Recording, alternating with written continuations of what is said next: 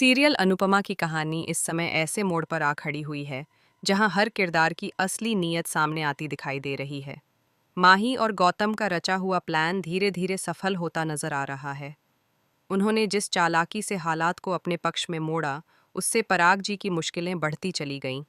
पराग जी को शायद अंदाजा भी नहीं था कि जिन लोगों पर वह भरोसा कर रहे हैं, वही लोग उनके खिलाफ सबूत जुटाकर उन्हें कानून के शिकंजे में फंसा देंगे।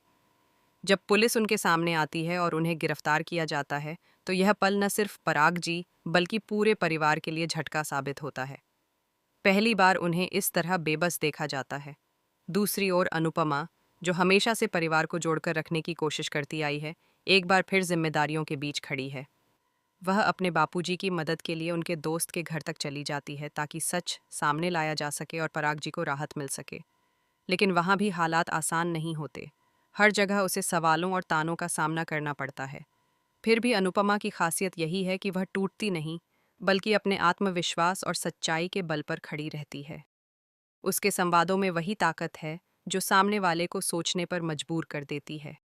घर के भीतर भी उथल पुथल मची हुई है।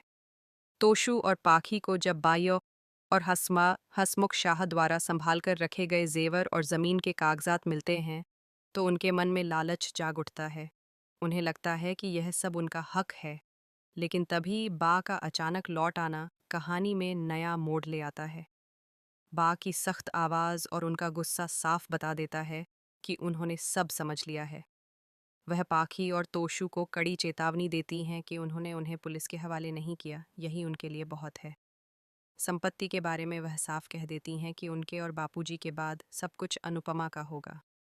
यह बात सुनकर पाखी और तोशु आहत हो जाते हैं। उन्हें लगता है कि उनके साथ भेदभाव हो रहा है। वे सवाल उठाते हैं कि क्या वे इस परिवार का हिस्सा नहीं हैं, लेकिन हसमुख शाह का जवाब सीधा और कड़वा होता है। वह उन्हें याद दिलाते हैं कि जिम्मेदारी सिर्फ अधिकार मांगने से नहीं आती, उसे निभाना भी पड़ता है।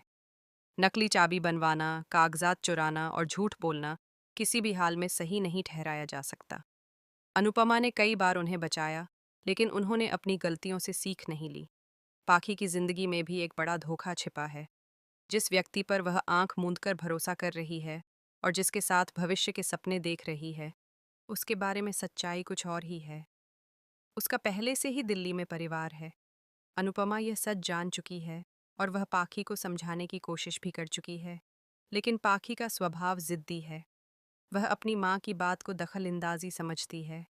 पहले भी जब वही लड़का राही के पीछे पड़ा था, तब अनुपमा ने चेताया था, पर पाखी ने ध्यान नहीं दिया।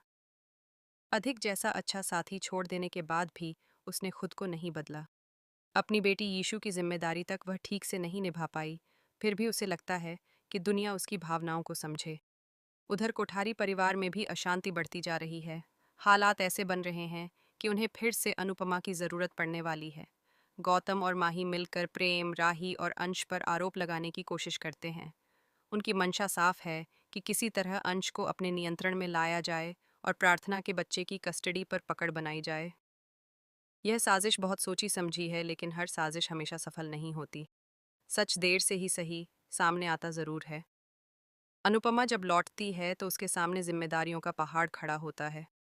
एक तरफ पराग जी की गिरफ्तारी और उनकी बेगुनाही साबित करने की चुनौती है। दूसरी तरफ बेटी के ससुराल की बिगड़ती हालत को संभालने का दायित्व। वह जानती है कि अगर उसने कदम पीछे खींचे तो कई रिश्ते टूट सकते हैं। इसलिए वह फिर से खुद को मजबूत बनाती है और हर मोर्चे पर डटकर खड़ी होती है। उसकी जिंदगी मानो परीक्षा की श्रृंखला बन गई है। एक समस्या खत्म होती नहीं कि दूसरी सामने आ खड़ी होती है।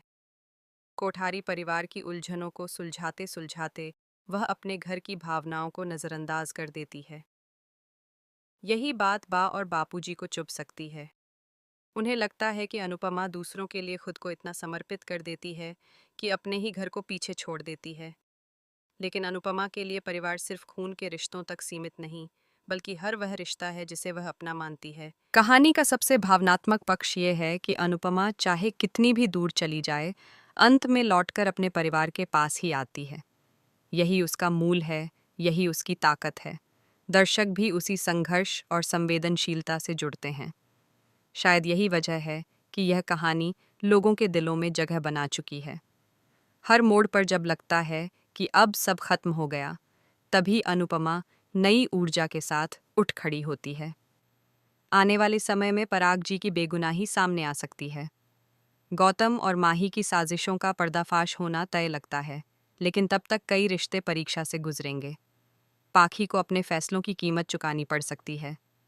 तोशु को समझ आ सकता है कि लालच का अंजाम क्या होता है, और अनुपमा को फिर साबित करना होगा कि सच्चाई और धैर्य से बड़ी कोई ताकत नहीं होती। ये पूरी कहानी सिर्फ घटनाओं का सिलसिला नहीं, बल्कि भावनाओं का उतार चढ़ाव है। यहाँ हर किरदार अपनी कमियों और अच्छाइयों के साथ मौजूद है। कोई पूरी तरह गलत नहीं, कोई पूरी तरह सही नहीं, लेकिन जो फर्क पैदा करता है वह है जिम्मेदारी और नीयत। अनुपमा की नीयत हमेशा साफ रही है, इसलिए चाहे कितनी भी मुश्किलें आएं, वह अंततः मजबूत होकर उभरती है। अब देखने वाली बात यह होगी कि क्या परिवार उसके त्याग को समझ पाएगा? क्या पाखी अपनी आंखें खोल पाएगी? क्या पराग जी को न्याय मिलेगा? और क्या गौतम माही अपनी चालों में कामयाब होंगे या खुद ही अपने जाल में फंस जाएंगे? कहानी जिस दिशा में बढ़ रही है, वहाँ हर पल नया मोड़ आने वाला है, और यही रोमांच इसे खास बनाता है।